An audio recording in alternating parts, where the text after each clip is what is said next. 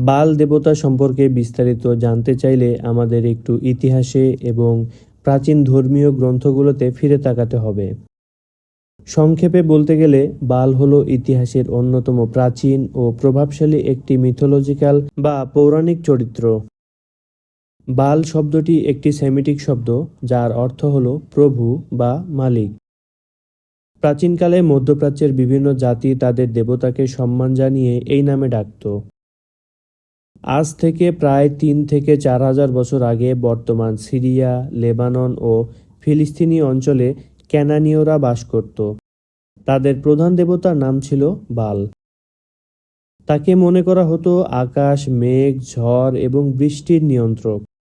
মরুভূমি প্রধান অঞ্চলে বৃষ্টি মানেই ছিল জীবন, তাই কৃষিকাজের সফলতার জন্য তারা এই বাল দেবতার পূজা করত।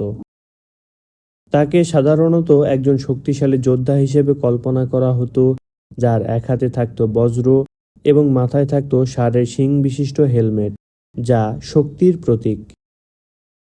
পবিত্র কুরআনে হযরত ইলিয়াস আলাইহিসসালামের বর্ণনায় এই বাল দেবতার উল্লেখ আছে। সে সময়কার মানুষ আল্লাহকে ছেড়ে এই বাল দেবতার মূর্তি পূজা করত। ইলিয়াস আলাইহিসসালাম তাদের জিজ্ঞাসা করেছিলেন, তোমরা কি বাল দেবতার উপাসনা করো এবং সর্বোত্তম স্রষ্টাকে বর্জন করো? সূরা আস-সাফফাত ১২৫ নম্বর আয়াত। বাইবেলেও এই বাল দেবতার উল্লেখ আছে। সেখানে তাকে এক ঈশ্বরবাদের প্রধান প্রতিদ্বন্দ্বী এবং মিথ্যা দেবতা হিসেবে দেখানো হয়েছে। ইতিহাসবিদদের মতে বাল দেবতার উপাসনা ছিল অত্যন্ত ভয়ঙ্কর। কিছু বর্ণনায় পাওয়া যায় যে তাকে সন্তুষ্ট করার জন্য প্রাচীনকালে মানুষ, বিশেষ করে শিশুদের বলি দেয়া হতো। আগুনের কুণ্ডে ফেলে এই বলিদান চলত, যা আধুনিক কনস্পিরেসি থিওরিতে শয়তানি আচার হিসেবে পরিচিতি পেয়েছে।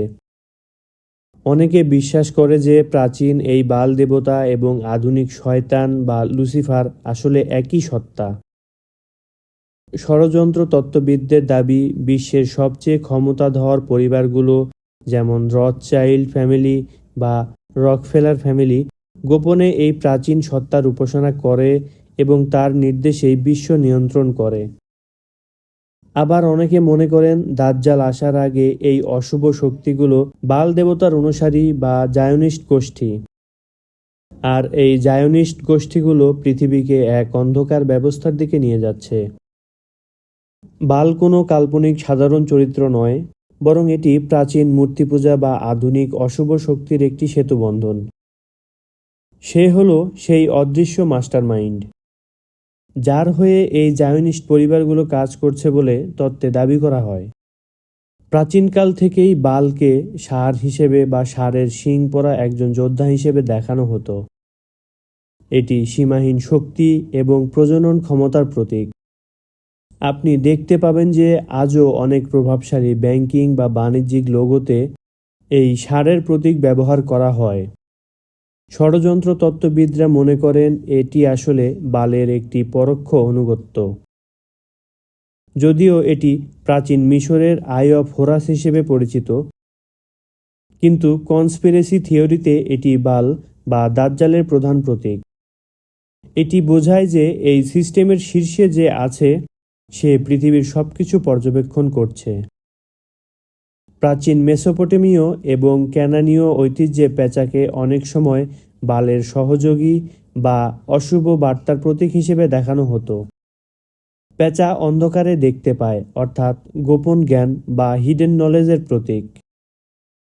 ক্যালিফোর্নিয়ার বোহেমিয়ান জঙ্গলে বিশ্বের প্রভাবশালীরা যে 40 ফুট উঁচু মূর্তির সামনে অনুষ্ঠান করে, সেটি একটি পেঁচার মূর্তি। অনেকে একে মোল্ক বা বাল দেবতারই একটি রূপ বলে মনে করেন।